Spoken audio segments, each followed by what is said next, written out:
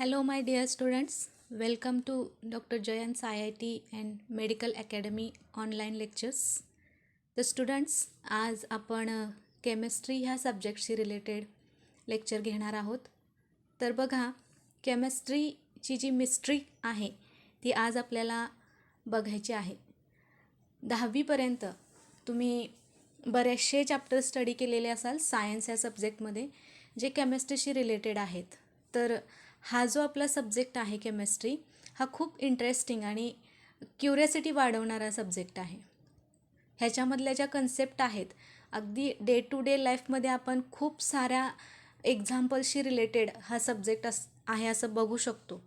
एक basic example जर आपण दिलं केमिस्ट्रीशी रिलेटेड की साध्या साध्या गोष्टी ज्या आपण रोजच्या लाईफमध्ये आपण यूज करतो त्या ह्या सब्जेक्टला रिलेट करतात. आता तुम्ही म्हणाल कसं? एक बेसिक एक्झाम्पल सांगते मी. आपण जो सोप यूज करतो म्हणजे साबण, तर सोप हे म्हणजे काय आहे? हे एक टाईपची केमिस्ट्री आहे. म्हणजे सोप जर बघितलं तर त्याच्यामध्ये असणारे कंटेंट जर कन्सिडर केले किंवा त्याची प्रिपरेशनची मेथड, हे सगळं जे आहे ते बेसिकली केमिस्ट्री या सब्जेक्टला रिलेट करतं. माझ्या म्हणण्यानुसार आपण सकाळी उठल्यापासून झोपेपर्यंत ह्या सब्जेक्टला रिलेटेड असतो. Okay, how? आता कसं बघा, आपण सोप यूज केला, then we use a toothpaste. आता टूथपेस्टसुद्धा बघितलं, टूथपेस्ट हा एक केमिकल कंपाऊंड आहे. ओके, अगदी आपण जे फूड घेतो किंवा जे आपण खातो त्याचं जे डायजेशन होतं आपल्या स्टमकमध्ये, ही सुद्धा एक केमिकल प्रोसेस आहे. ओके, स्टमकमध्ये गेल्यानंतर तिथं वेगवेगळे गॅस्ट्रिक ज्युसेस वगैरे येतात आणि त्यांच्या इफेक्टनं मग आपलं जे मेटाबॉलिझम असतं ह्याच्यामध्ये सुद्धा केमिकल रिॲक्शन्स असतात. ओके, म्हणजे खूप व्हरायटी ऑफ एक्झाम्पल्स आपल्या आजूबाजूला जर बघितलं, साधं आयन जर घेतलं म्हणजे लोखंड गंजतं, ह्यालासुद्धा बेसिक जर कन्सिडर केलं किंवा त्याचे बॅकग्राऊंड जर बघितलं तर तिथंसुद्धा तुमची केमिस्ट्री रिलेटेड असते. 10वीपर्यंत तुम्ही अगदी स्मॉल चॅप्टर किंवा छोटे छोटे कन्सेप्ट ह्या सब्जेक्टशी रिलेटेड बघितलेले आहात. तर बघा, हा जो आपला सब्जेक्ट आहे, आता तुम्ही 10th पास होऊन 11thमध्ये ॲडमिशन घेतलेलं आहात. मग इथून पुढं तुम्हाला 11वी आणि 12वीमध्ये दोन्ही वर्ष हा सब्जेक्ट कंपल्सरी सब्जेक्टमध्ये तुमचा येणार आहे. ह्याच्यामध्ये ह्याचा यूज करून पुढं जाऊन तुम्हाला ज्या एक्झाम्स द्यायच्या आहेत, म्हणजे तुमचं नीट असेल, JEE असेल किंवा CETची एक्झाम असेल, ह्याच्यामध्ये सुद्धा हा सब्जेक्ट तितकाच महत्त्वाचा आहे. म्हणजे तीनही एक्झाममध्ये कंपल्सरी ह्याच्यावरती क्वेश्चन किंवा कंपल्सरी एक पोर्शन जो असणार आहे तो केमिस्ट्रीशी रिलेटेड असणार आहे.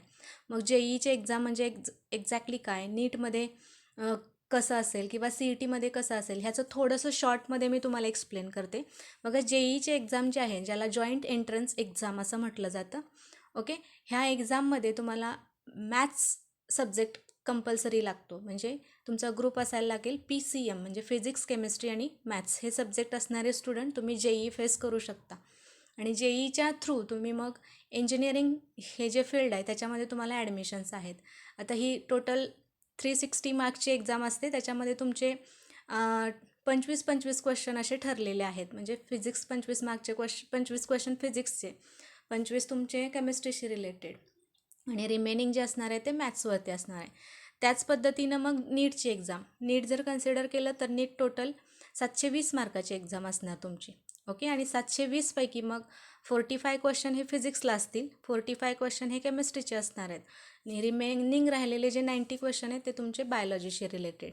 ओके, नीट ही तुमची मेडिकल फील्डसाठी असणारी एंट्रन्स एक्झाम आहे. मेडिकल फील्डच्या अंडर जेवढे कोर्सेस राहतील त्याला ती गरजेची आहे. त्याच पद्धतीनं तुमची पुढची CET एक्झाम म्हणजे कॉमन एंट्रन्स टेस्ट, जी महाराष्ट्र स्टेटसाठी रिक्वायर केली जाते. ओके, मग ही टोटल 200 मार्काची एक्झाम राहते. ह्याच्यामध्ये सुद्धा तुम्हाला 50 मार्काचं फिजिक्स, 50 मार्काचे केमिस्ट्रीचे क्वेश्चन असतात आणि 50 मार्क मॅथ्ससाठी, आणि बायोसाठी मात्र तुम्हाला 100 क्वेश्चन्स तिथं असायला किंवा असतात. ओके, मग ह्या 3 एक्झामपैकी जर नीट आणि JEE कन्सिडर केलं तर ह्याला निगेटिव्ह मार्किंग सिस्टीम राहते तुमची. CETला तसं निगेटिव्ह मार्किंग येणार नाही आहे. हे तुमच्या पुढच्या नीट, JEE आणि CET एक्झामसाठी. तर ह्यातून सांगायचं काय आहे की केमिस्ट्री हा जो आपला सब्जेक्ट आहे हा तुम्ही तीनही एक्झाममध्ये किंवा तीनही एक्झामसाठी तितकाच महत्त्वाचा आहे. आता 10वीपर्यंत तुम्ही अगदी बेसिक बघितलं असाल. म्हणजे एक साधं एक्झाम्पल सांगते तुम्हाला. मेटल्स आणि नॉन मेटल्स हा एक चॅप्टर 10thमध्ये झालेला आहे. मग त्याच्यामध्ये तुम्ही मेटल्सशी रिलेटेड त्याचे कॅरेक्टर्स, नॉन मेटलशी रिलेटेड कॅरेक्टर्स बघितले असाल. कार्बन वर्ल्ड हा एक चॅप्टर होता, तुम्हाला त्याच्यामध्ये तुम्ही कार्बनशी रिलेटेड बराचसा स्टडी केलेला आहे. ओके, रिॲक्शन्सवरती तुम्ही चॅप्टर्स बघितलेले असाल. त्याच्यामध्ये तुम्हाला डिस्प्लेसमेंट, डबल डिस्प्लेसमेंट ह्यासारख्या रिॲक्शन्स असणार आहेत. म्हणजे बऱ्यापैकी तुम्हाला आयडिया आहे ह्या सब्जेक्टशी रिलेटेड. आता 11वी आणि 12वी ह्या 2 वर्षामध्ये आपल्याला थोडंसं हा सिलेबस किंवा इथून पुढचा पार्ट इलॅबोरेट झालेला आपल्याला बघायला मिळेल. तर बघा मित्रांनो, 11वीमध्ये तुम्हाला केमिस्ट्री या सब्जेक्टमध्ये काय काय शिकायचं आहे. टोटल आपल्याला ह्या वर्षी 11वीमध्ये 16 चॅप्टर आहेत ह्या सब्जेक्टशी रिलेटेड. टोटल आपल्याला किती चॅप्टर बघायचे आहेत? 16 चॅप्टर केमिस्ट्रीशी रिलेटेड बघायचे आहेत. त्याच्यापैकी 10thमधला थोडासा पार्ट परत एकदा तुम्हाला रिपीट होणार आहे. ओके, मग 16 चॅप्टर जे असणार आहेत त्याच्यामध्ये पहिला चॅप्टर आहे बघा तुमचा बेसिक कन्सेप्ट्स ऑफ केमिस्ट्री. केमिस्ट्रीशी रिलेटेड बेसिक जे लागतं तो पहिला चॅप्टर असेल. देन पुढचा चॅप्टर आहे तुमचा introduction to analytical chemistry. What is analytical chemistry हे आपण बघूया पुढं. बेसिक ॲनालिटिकल टेक्निक हा तिसरा आहे. Then 4th one is a structure of atom. ॲटमशी रिलेटेड पण तुम्ही थोडंफार फॅमिलियर असाल बघा. ॲटमचं स्ट्रक्चर आपण मध्ये सेंट्रली न्यूक्लियस, साईडनं त्याच्या शेल्स असतात, त्याच्यामध्ये इलेक्ट्रॉन रिव्हॉल्व होतात. ह्या फॉर्ममध्ये तुम्ही ॲटमशी रिलेटेड फॅमिलियर आहात. पुढचा चॅप्टर आपल्याला बघायचं आहे केमिकल बॉन्डिंग. एक्झॅक्टली बॉन्ड म्हणजे काय, ओके, बॉन्ड कसे तयार होतात, बॉन्डचे टाईप्स काय असणार आहेत, ओके, त्याच्यासाठी कंडिशन्स काय असतात हे आपण केमिकल बॉन्डिंगमध्ये बघणार. पुढचा चॅप्टर आहे redox reactions. Okay, redox reaction मी मगाशी तुम्हाला एक एक्झाम्पल सांगितलं, रस्टिंग ऑफ आयर्न म्हणजे लोखंड गंजतं. ही जी रिॲक्शन असते ती रेडॉक्स रिॲक्शनला बिलॉंग करते. हे नेमकं कसं होतं ते सुद्धा आपण ह्या रेडॉक्स रिॲक्शनमध्ये डिटेलमध्ये असेल. देन पुढचं आहे मॉडर्न पिरियॉडिक टेबल. पिरियॉडिक टेबलशी रिलेटेड पण तुम्ही बघितलेला आहात. आता थोडासा इलॅबोरेट करून हा चॅप्टर आपल्याला इथं शिकायचा आहे.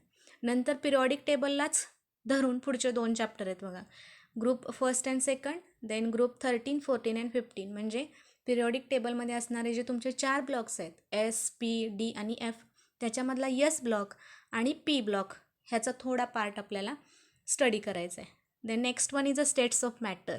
स्टेट्स ऑफ मॅटर म्हणजे पदार्थांच्या अवस्था, हे पण आपल्याला बघायचं आहे. त्याच्यामध्ये तुम्हाला गॅस आणि लिक्विड ह्या 2च स्टेट बघायचे आहेत. सॉलिड स्टेट आपल्याला स्टडीला नाही आहे. 12thमध्ये तुम्हाला सॉलिड स्टेट बघायला मिळेल. त्याच्या पुढचा चॅप्टर आहे बघा ॲडसॉर्प्शन अँड कोलाइड्स. हा तुमच्यासाठी नवीन कन्सेप्ट आहे, but it is very interesting topic. Okay, पुढचं आहे केमिकल इक्विलिब्रियम. इक्विलिब्रियम हे सुद्धा तुमच्यासाठी नवीन असणार आहे. 10thपर्यंत तुम्हाला ह्याचा रेफरन्स आलेला नाही. आपण बघूया केमिकल इक्विलिब्रियम म्हणजे नेमकं काय असतं. आणि ह्या वर्षी नवीन ॲड केलेला तुमचा चॅप्टर आहे nuclear chemistry and radioactivity. New सिलेबसमध्ये हा ॲड केला आहे. केमिस्ट्रीशी रिलेटेड न्यूक्लिअर केमिस्ट्री जी आहे ही नवीन ब्रांच केमिस्ट्रीमधली असते. त्याच्याशी रिलेटेड रेडिओ ॲक्टिव्हिटी आणि न्यूक्लिअर केमिस्ट्री म्हणजे एक्झॅक्टली काय त्याचं बेसिक आहे तुम्हाला फक्त ह्या वर्षी. ओके, पुढचं आहे basic principles of organic chemistry. Organic केमिस्ट्रीशी रिलेटेड सुद्धा बेसिक कन्सेप्ट असतात, ते आपल्याला बघायचे आहेत. पुढचं आहे हायड्रोकार्बन्स. आता हायड्रोकार्बन तुम्ही बघितले बघा 10वीमध्ये, तुम्ही अल्केन्स, अल्किन्स आणि अल्काइन्स ह्याच्याशी रिलेटेड फॅमिलियर आहात. त्याचंच थोडंफार रिपिटेशन आणि त्याच्या थोडा पुढचा पार्ट तुम्हाला ह्याच्यामध्ये बघायला मिळेल. आणि शेवटचा चॅप्टर आपण बघणार आहे everyday life chemistry. Day to day लाईफमध्ये केमिस्ट्री कशी रिलेटेड असते. असे टोटल 16 चॅप्टर आपल्याला ह्या वर्षी स्टडी करायचे आहेत. तर बघा, मला पहिल्यांदा सांगू द्या की केमिस्ट्री हे जे सायन्स आहे किंवा केमिस्ट्री ही जी ब्रांच आहे इट इज व्हेरी इंटरेस्टिंग. लक्षात ठेवा, जितकं तुम्ही इंटरेस्ट घेऊन हे शिकाल तितकं तुम्हाला हे आवडत जाणार आहे. क्लिअर? ह्याच्यामध्ये रिॲक्शन्स आहेत, ह्याच्यामध्ये वेगवेगळे एक्सपेरिमेंट असणार आहेत तुम्हाला. ओके, इंटरेस्टिंगली स्टडी केलं तर बघा सायन्समधली ही एक ब्रांच आहे. मग एक्झॅक्टली केमिस्ट्री म्हणजे काय असतं, खूप सारे तुमचे डेफिनेशन्स असू शकतात. प्रत्येकाची मतं वेगळी आहेत बघा. केमिस्ट्री म्हणजे काय, तुम्ही म्हणाल रिॲक्शनचा स्टडी, कोण म्हणेल एलिमेंटचा स्टडी, कोण म्हणेल ॲटमचा स्टडी. तुमच्या विषयनं तुम्ही ॲन्सर देऊ शकता. पण हे एक वाईड हे ब्रांच आहे, मी म्हणेन ही एक वाईड ब्रांच आहे. ह्याच्यामध्ये ऑल टाईपचा स्टडी केला जातो. म्हणजे ह्याच्यामध्ये रिॲक्शन्स पण असतात, केमिकल प्रॉपर्टीज असतात, फिजिकल प्रॉपर्टीज असतात, वेगवेगळे एलिमेंट्स आहेत, त्यांच्याशी रिलेटेड त्यांचे गुणधर्म काय आहेत, त्यांचे युजेस काय आहेत, असा इलॅबोरेटेड स्टडी इथं केला जातो. म्हणजे डेफिनेशन जर कन्सिडर केली आपण तर केमिस्ट्री ही सायन्सची एक ब्रांच आहे ज्याच्यामध्ये मॅटरचा स्टडी केला जातो. मॅटर म्हणजे एनिथिंग, काहीही असेल तुमचं, मग तो मॅटर तुमचा सॉलिड असेल, तो मॅटर तुमचा लिक्विड असेल किंवा तो मॅटर तुमचा गॅस फेजमध्ये पण असू शकतो. त्या मॅटरशी रिलेटेड त्याच्या असणाऱ्या केमिकल प्रॉपर्टीज, त्याच्या फिजिकल प्रॉपर्टीज, मग तो रिॲक्शन कसा देतो, रिॲक्शन होत असतील तर त्या कशा होतात, कुठल्या त्याला फेवरेबल कंडिशन्स असाव्या लागतात, प्रोडक्टचं नेचर कसं मिळतं, मग बाय प्रोडक्टमध्ये काय काय फॉर्म होत असणार आहे, इतका इलॅबोरेट स्टडी केला जातो. आणि अशी जी ब्रांच आहे त्याला केमिस्ट्री म्हटलं जातं. ओके, बेसिकली डेफिनेशन झाली ही. आता ही जी केमिस्ट्री आहे बघा, ह्याच्यामध्ये टोटल ब्रांचेस जर कन्सिडर केला, तुमचा जो सिलेबस डिझाईन केलेला आहे 11th आणि 12thचा, ह्या 4 ब्रांचला कन्सिडर करून डिझाईन केलेलं आहे बघा. बेसिकली मेन ब्रांचेस केमिस्ट्रीमध्ये किती येतात तर physical chemistry, then organic chemistry, inorganic chemistry आणि ॲनालिटिकल केमिस्ट्री, ह्या बेसिक केमिस्ट्रीच्या ब्रांचेस आहेत. मग ह्या 4 ब्रांचला कन्सिडर करून तुमचा सिलेबस डिवाईड केला आहे.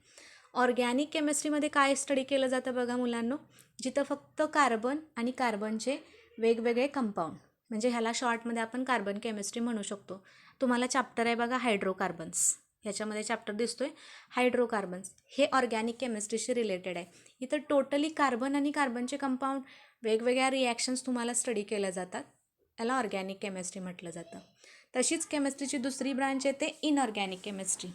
इनऑर्गॅनिक केमिस्ट्रीमध्ये काय असतं बघा, कार्बन सोडून जे राहतं त्याचा स्टडी केला जातो. इन शॉर्ट, इनऑर्गॅनिक केमिस्ट्रीमध्ये तुमचं पिरियॉडिक टेबल जर कन्सिडर केलं तर पिरियॉडिक टेबल मॅक्झिमम स्टडी केला जातो. पिरियॉडिक टेबलशी रिलेटेड तिथं येणारे इलेमेंट, त्यांच्या प्रॉपर्टीज, त्यांचे वेगवेगळे रिॲक्शनचा पार्ट इनऑर्गॅनिकमध्ये जाईल. त्याच्याशी रिलेटेड तुमचा पिरियॉडिक टेबल चॅप्टर आहे इनऑर्गॅनिकशी related. Then group of first and second, group 13, 14 and 15, adsorption colloids, हा फिजिकल केमिस्ट्रीशी रिलेटेड येणार आहे. म्हणजे केमिकल बॉन्डिंग जर कन्सिडर केलं, it belongs to the inorganic chemistry. ह्यासारखे चॅप्टर तुमचे इनऑर्गॅनिकला बिलॉंग करतात. तिसरी ब्रांच आहे केमिस्ट्रीची फिजिकल केमिस्ट्री. आता फिजिकल केमिस्ट्री म्हणजे काय असतं बघा, इट इज अ फ्युजन, हे मिक्सिंग असतं फिजिक्स आणि केमिस्ट्रीज. ओके, म्हणजे फिजिक्स आणि केमिस्ट्री जर बाइंड केलं आपण, एकत्र केलं तर फिजिकल केमिस्ट्री येते. म्हणजे इथं काय असतं बघा, तर थिरॉटिकल पार्ट, डेरिवेशनचा पार्ट इथं असतो. फिजिक्सच्या थोड्याफार कन्सेप्ट इकडं लागू केलेल्या असतात. मग ह्याच्यामध्ये तुमच्या जर फिजिकल केमिस्ट्रीशी रिलेटेड चॅप्टर आपण कन्सिडर केले तर ह्याच्यामध्ये तुम्हाला केमिकल इक्विलिब्रियम दिसते, जे फिजिकल केमिस्ट्रीला बिलॉंग करणार. स्टेट्स ऑफ मॅटर आपला जो चॅप्टर आहे तो फिजिकल केमिस्ट्रीला बिलॉंग करतो. सिमिलर स्ट्रक्चर ऑफ ॲटम जे आहे आपलं ते सुद्धा फिजिकल केमिस्ट्रीला बिलॉंग करतं. म्हणजे तुमच्या लक्षात येत आहे, जे चॅप्टर आपले घेतलेले आहेत ह्या केमिस्ट्रीच्या ब्रांचला धरून किंवा त्याच्यावरती बेस हा तुमचा सिलेबस आहे. आणि चौथी ब्रांच मी कुठली सांगितली केमिस्ट्रीची, analytical chemistry. Exactly analytical chemistry म्हणजे काय असतं बघा मुलांनो, ॲनालिसिस करणं. तुम्हाला माहिती आहे ॲनालाइज करणं किंवा ॲनालिसिस करणं म्हणजे नेमकं काय. एक सिम्पल एक्झाम्पल बघा, ॲनालिसिस म्हणजे काय असतं. समजा आपण ब्लड सॅम्पल दिलं टेस्टिंगला, तर ब्लडमध्ये मग HB किती आहे तुमचा, WBCs किती आहेत, किंवा RBCचं काउंटिंग, म्हणजे ब्लडमध्ये असणारे जे कंटेंट आहेत त्याचं थोडक्यात आपण सेपरेशन करून वेगवेगळे रीडिंग्स वगैरे काढतो. म्हणजे पडताळणी म्हणू शकतो आपण त्याला. मराठीमध्ये त्याचा अर्थ काय येणार, पडताळून बघणं म्हणजे ॲनालिसिस करणं. ॲनालिटिकल केमिस्ट्री म्हणजे हेच असतं. जर तुम्हाला एखादं सॅम्पल दिलं तर त्याचं ॲनालिसिस केलं जातं, म्हणजे त्याच्यामध्ये काय आहे, किती प्रमाणात आहे, ह्या टाईपमध्ये ॲनालिटिकल केमिस्ट्री येते. आता ॲनालिसिसचे 2 टाईप असतात, क्वालिटेटिव्ह ॲनालिसिस आणि क्वांटिटेटिव्ह ॲनालिसिस. समजते मी काय सांगते बघा. ॲनालिटिकल केमिस्ट्रीमध्ये दोन वेनं टेस्टिंग केलं जातं, क्वालिटेटिव्ह आणि क्वांटिटेटिव्ह. आता ह्या शब्दांनासुद्धा अर्थ आहेत.